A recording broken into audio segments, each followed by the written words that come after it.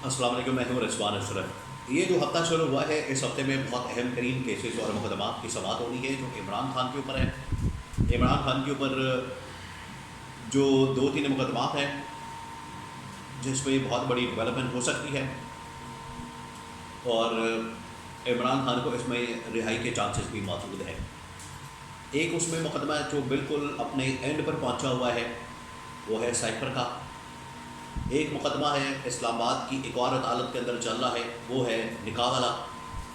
और जो तोशाखाना वाला केस है, तोशाखाना वाला केस में इमरान खान की जानब से इस हफ्ते में एक अपील पिटिशन दायर किए जाने का इम्कान है ताकि इमरान खान की जो सज़ा, ना सिर्फ इमरान खान बल्कि बुशरा बीबी दोनों की जो सज़ा मुअत्तल की गई तोशाखाना केस में, अब इस पूरे केस को ही फारिग कर दिया जाए।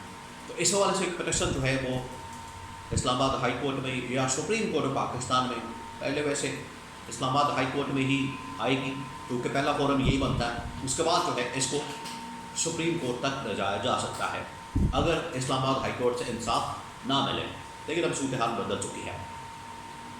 तो ये जो 3 अहम तरीन मुकदमात है और साथ में एक और अहम तरीन मुकदमा जिसकी इस वक्त समाअत अदयाला जेल के अंदर इस हफ्ते दोबारा से शुरू होनी है, वो है 190 मिलियन पाउंड केस।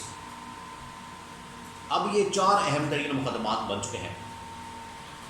3 में सफाई हुई है, एक अभी अंडर ट्रायल है, अदयाला जेल में उसकी समाअत हो रही है।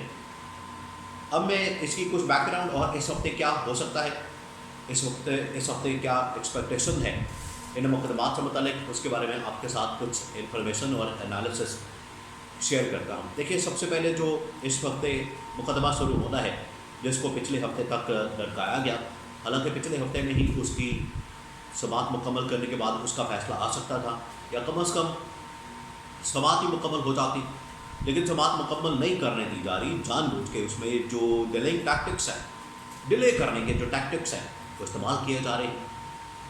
वो है मुकदमा साइफर का।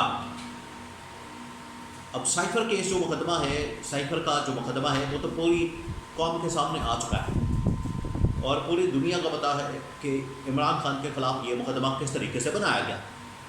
पूरी दुनिया को पता है इस बात का, किसी से कुछ कोई बात नहीं। जिस तरीके से अदलिया को पिछले 2 साल से मैनेज किया गया, उसकी जो एग्ज़ाम्पल है अब वैसे ही 6 जजेस ने ख़त लिख के बता दी है।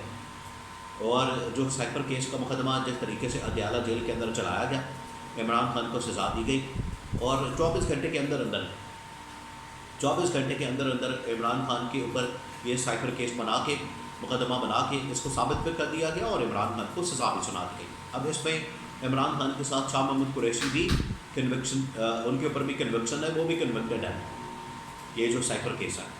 तो साइफर केस में दोनों के वकला इमरान खान और शाह महमूद कुरैशी के, वो अब इस्लामाबाद हाई कोर्ट के 2 रुकनी bench, chief justice Islamabad high court Aamir Farooq और उनके साथ जस्टिस गुल हसन औरंगजेब, ये 2 रुकनी बेंच है जो समाअत कर रहा है। पिछले हफ्ते क्या हुआ है, पिछले हफ्ते तो इस केस के समाअत मुकम्मल हो जानी थी और समाअत मुकम्मल होने के बाद हो सकता है कि पिछले हफ्ते या फिर इस हफ्ते के आकाश में ही, जैसे आज मंडे है तो आज ही फैसला आ जाता, लेकिन जानबूझ के इसको रोका गया। जानबूझ के जो प्रोसिक्यूशन साइड है, जो FIA है या हुकूमती साइड है, उनकी जानब से जो वकील हैं वो जानबूझ के इसके अंदर या तो आते नहीं, पेश नहीं होते हैं, उनकी जानब से डिले किया जाता है, हीले बहाने किए जाते हैं, मुख्तलिफ हरबे हथकंडे इस्तेमाल किए जाते हैं और दलाइल नहीं दिए जाते। और दलाइल नहीं दिए जाएंगे तो इसका मतलब है कि उसको डिले किया जाता है। हालांकि जज ने कई मरतबा कहा कि दलाइल अगर ना दिए गए, दलाइल यहाँ पर ना प्रेजेंट किए गए, वकील यहाँ पर पेश ना हुए, तो फिर हम इस मुकदमे को मुकम्मल करके तो फैसला इसको सुना देंगे।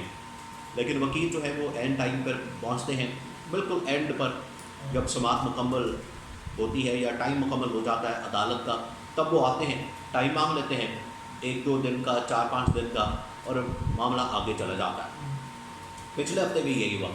जो इमरान खान के वकील है सलमान सफदर, उन्होंने तो अपने दलाइल मुकम्मल कर लिए, उन्होंने अपने दलाइल बड़े ज़बरदस्त तरीके से मुकम्मल करके मामला जो है वो आप डाल दिया है प्रोसिक्यूशन पे कि वो साबित करें। साबित करने के लिए उनके पास कुछ है नहीं। साबित अगर करना होता, इसको फेयर ट्रायल या इस केस के अंदर कोई जान होती, तो वो बड़ी देर से ही یہاں پر ثابت کر چکے ہوتے ہیں ڈیلائنگ ٹیکٹکس نہ استعمال کرتے ہیں. ڈیلائنگ ٹیکٹکس اس کے پیچھے دو ہی وجوہات ہیں. ایک تو یہ کہ ان کے پاس کچھ ہے نہیں, اس مقدمے کے اندر اتنی جان ہے نہیں. دوسرا یہ کہ وہ چاہتے ہیں کہ کسی طرح سے ڈیلے کیا جائے, کھینچا جائے اتنی دیر تک 190 ملین پاؤنڈ کا جو کیس ہے اس کو مکمل کر لیا جائے, اور اگر اس میں عمران خان کو ریلیف ملتا ہے تو ادھر سے عمران خان کو جیل میں رکھنے کا بندوبست کیا جا سکے. یہ اس کے پیچھے وجوہات ہیں. اب جو نکاح والا کیس ہے, دوسرا نکاح والے کیس میں جو ڈسٹرکٹ کورٹ ہے وہاں پر یہ کیس چل رہا ہے, اور اسی ہفتے عمران خان کو اس میں بھی ریلیف مل سکتا ہے, کیونکہ اب نکاح والے کیس میں کچھ بچا نہیں. جو عمران خان کے وکیل ہیں, عمران خان کے وکلاء کی جانب سے اس مقدمے میں جس طریقے سے اس کیس کو اڑا دیا گیا, اور پہلے اس کیس کے اندر بڑے سکم موجود ہے یا لکونہ موجود ہے یا بڑا ایک کمزور کیس ہے, جس کی بنیاد کے اوپر یہ سزا سنا دی گئی عمران خان کو. عمران خان کو سزا سنا کے عمران خان کا نکاح فارغ کر دیا. دوسرا اس کو عمران خان کی بیوی ڈکلیئر کر کے تو اس کو بنی گالہ کے اندر بھی رکھا ہوا ہے. تو عجیب مذاق کیا جا رہا ہے, یہ مذاق کیا جا رہا ہے اس قوم کے ساتھ, اس ملک کے ساتھ, اس قانون کے ساتھ, اس انصاف کے ساتھ اور عدلیہ کے ساتھ. یہ مذاق کیا جا رہا ہے جس میں سزائیں بنتی نہیں, لیکن جان بوجھ کے عمران خان کو سزا دے کے جیل میں رکھنے کا مقصد ہے صرف ایک شخص کو جس کا نام عمران خان ہے. اب یہ ہو گیا نکاح, پہلے سائیکل اس کے بعد نکاح, اور اب جو ہے وہ ہے توشہ خانہ کا کیس. توشہ خانہ کیس آپ کو بتایا کہ عمران خان آلریڈی اس کیس میں عمران خان کی سزا معطل ہو چکی ہے. عمران خان کو ریلیف مل چکا ہے اس کیس میں, توشہ خانہ کیس میں, جو کہ عمران خان کے اوپر گھڑی چوری کرنے کا, گھڑی چوری کر کے یا گھڑی بیچ کے ایک مقدمہ بنا دیا گیا, اور اس میں بشرا بی بی کو بھی سزا دی گئی. یہ دو کیسز ہیں جس میں بشرا بی بی اور عمران خان کو اکٹھے سزا دی گئی. ایک ہے توشہ خانہ, ایک ہے نکاح والا, اور اب تیسرا جو کیس تیار کیا جا رہا ہے جو کہ ابھی انڈر ٹرائل ہے, اس میں بھی عمران خان اور بشرا بی بی کو ٹارگٹ کیا جا رہا ہے. حالانکہ اگر ان مقدمات کو دیکھا جائے, یہ جتنے 4-5 مقدمات ہیں جس میں ٹرائل چلایا جا رہا ہے, اس میں گورنمنٹ کے ادارے, اسٹیبلشمنٹ اور اہم ترین ادارے اور شخصیات شامل ہو سکتی ہیں.